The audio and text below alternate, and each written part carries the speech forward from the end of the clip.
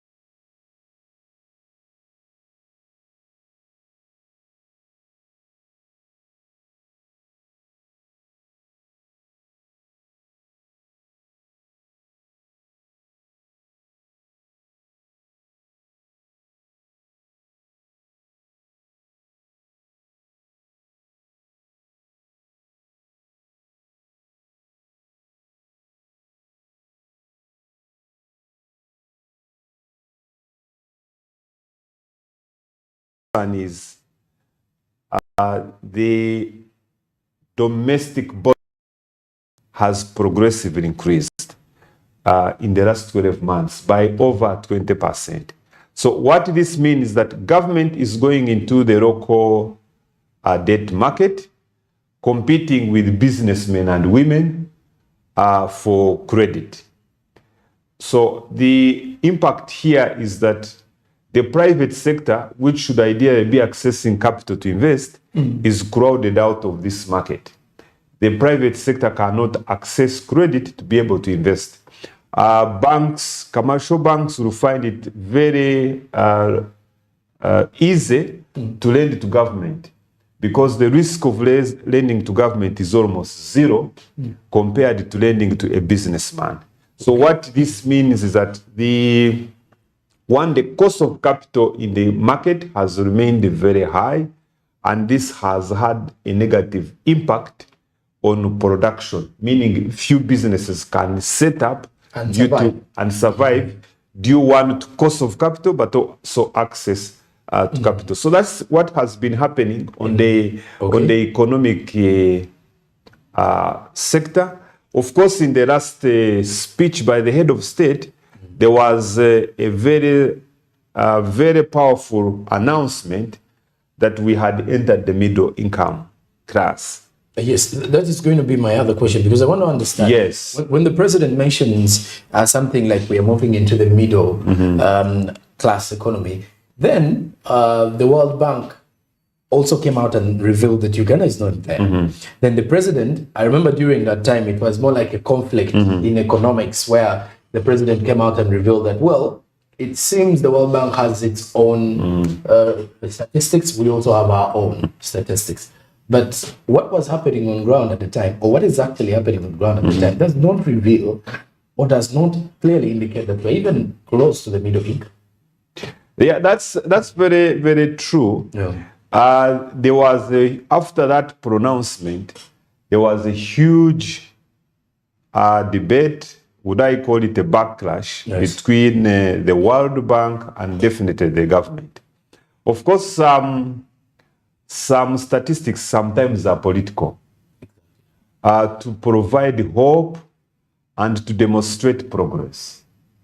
World Bank was saying, can we properly understand these figures? Where are they coming from? How have they been arrived at? So that they are dependable figures. That was the debate around that time. And then, of course, government came out to clarify that, yes, we have hit the middle income class status, but the requirement by World Bank is that we need to sustain this for a minimum period of 3 years for this status to be confirmed. Now, you raised a very important question. Uganda's population is now about, I think, about 47 million. Yes. Yes. Out of these 47 million, roughly 70% of these Ugandans are youth. What this means is that they are not in the money, they are not in production. So 70% of 47 is about, I think, about 28 million. Now, this means that, and the balance of about 18 million, out of that, about 8 million are already retired. So the productive population is about the 10 million. Okay. So you have a 28 million and then an 8 million depending on a 10 million. So you have issues of dependence ratios. The dependents are more than the productive population. So the question you are raising is, when you say Uganda's GDP is going to grow from 4.5% to 5.5% in this financial year, what does this mean? In my view, as an investment expert, yes, GDP is not a very good indicator of household income, because GDP only takes into account the total production in a particular economy at a particular period. GDP does not tell you who is contributing this production. So even if we have 10 rich Ugandans who are contributing 70% of this production, then the economy is doing very well. And then you have a bulk of Ugandans who are left out of this growth. So they cannot, you'll be saying the economy is growing, but this group of Ugandans cannot actually feel this economy in their pockets. So that's why there is a challenge that we need to fix. You are saying the economy is projected to grow by these percentage points. Yes. You are saying the economy is growing. But on the other side, youth unemployment rates are going up, meaning we are not generating enough jobs for the young people, but also the jobs we are creating are actually underemploying these young people. Well, Alex, when we talk about the youth here, yes, brings me back to the program of the parish development model, amongst the other programs that the president mentioned and the yoga in the wealth creation agenda, whereby, because if the president was actually promising Ugandans that there are lots of job opportunities that are coming up, eradication of poverty being one of those key drivers to what he was saying in here. But when you come to think of it in the current situation, first and foremost, you mentioned 70% of the population is made up by the young people. Yeah. Now, out of the 70%, most of them they are the most unemployed in the country. The ones that are employed are in the informal sector. Yes. And their level of production, they aren't yet in the money economy simply because what they earn is day-to-day living. They are underemployed. Underemployed. So regardless of the fact that the president said Ugandans are getting into the money economy, it doesn't look realistic according to what we are seeing today. Yes. So where do you think were the shortfalls in regards to what he was intending to do with the Emyoga and the parish development model? Yeah, thank you so much, Joram. The Emyoga Fund came up. Actually, there was a specific fund for the youth, which was put in place to address capital access challenges for the young people. There was this talk and this issue that yes, young men and women are very enterprising, but their biggest challenge is accessing capital. So a youth fund was put in place. But this fund, analysis made about access to this fund is that it has been a challenge for the young people to access this fund. What has actually been revealed is that the beneficiaries of this fund have been civil servants and people who have access to power and authority. So the young man, the young woman who was meant to be helped has actually not been helped by this fund. So while that was underway, government came up with another fund called a Emyoga Fund. This Emyoga Fund was targeting people in different sectors who are doing business. For example, people in carpentry, people who are in agriculture, people who are in, say, bricklaying. And the purpose was also to access them capital so that they are able to do business, grow and expand the economy. And this has also struggled. Access is also still a challenge. The requirements in place are quite stringent. You have a formal program targeting informal people. So you have challenges with compliance. And then you also have issues of mindset change. Then you have an issue of politicization of these programs. Some of these programs, fortunately or unfortunately, they are propped up before an election or come out immediately after an election. Okay. And the interpretation to some of our people has been that this is a way of appreciating them, for example, for voting very well.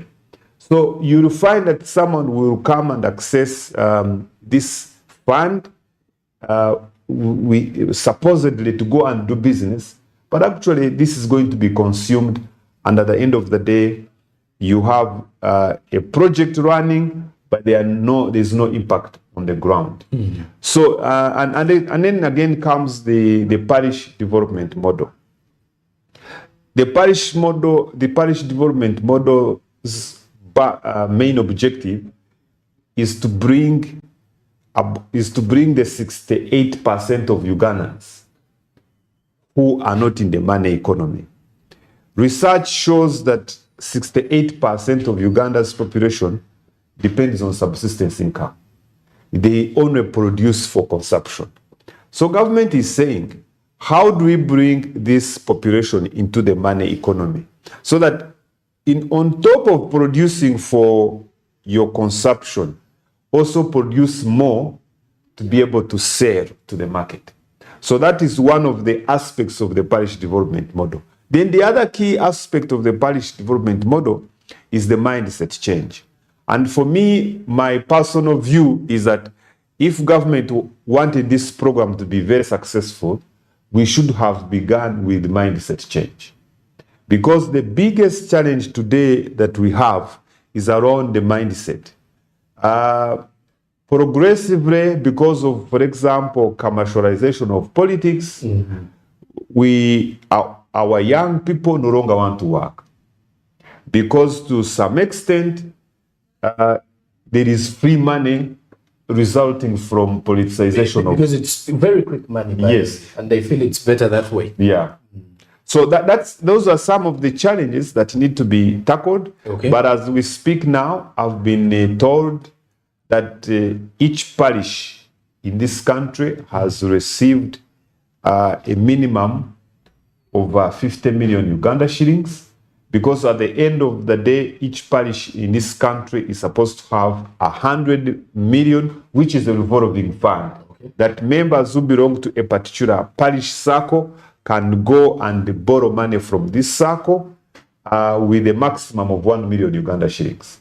You go and invest, pay with a minimal interest, return the money, and keeps revolving and growing. And the idea is to increase production at the parish level. Mm-hmm. So all of these are good interventions. I think for me, all of these are coming from the backdrop that there is a problem of unemployment among the young people. Government has worked hard. Government has come up with various programs to create jobs. But the required jobs are not being created. Okay. So that is where there is something that needs to be fixed, so that, yes, we are pumping, for example, we are going to pump over 1 trillion in the parish development model. But what will this 1 trillion translate into? Well, after the break, I want us to talk more about industrialization as well as corruption, because with industrialization, the other reason behind industrialization is to create employment opportunities. And I don't know how fast that has been able to at least be implemented, and how it has actually provided answers and solutions to that. Now, to the viewers out there, as we continue to give you a build-up to the State of the Nation address this afternoon, we are still giving you just a little bit of the background from what President Yoweri Museveni had promised earlier in 2022 when he was giving his State of the Nation address. And by this time last year, Uganda's inflation was at 6.8%. And the good news is, as we speak now, the inflation dropped as of last month to 6.2%. That is according to statistics from the Uganda Bureau of Statistics as well. So the prices that were really high back in the time are dropping at this very year. Not all of them though, but at least most of the basics, which clearly shows you that at least with the consumer prices dropping, there is a little bit of change in regards to how our economy is faring in the last 12 months or so. So after the break, we talk industrialization. Not only that, We talk the political space and how it is hindering development in the country, because that is where the issue to do with corruption is actually coming up in this nation. But also, furthermore, we look at the national budget for the next financial year, 2023-2024. Keep it here. We'll return after the break.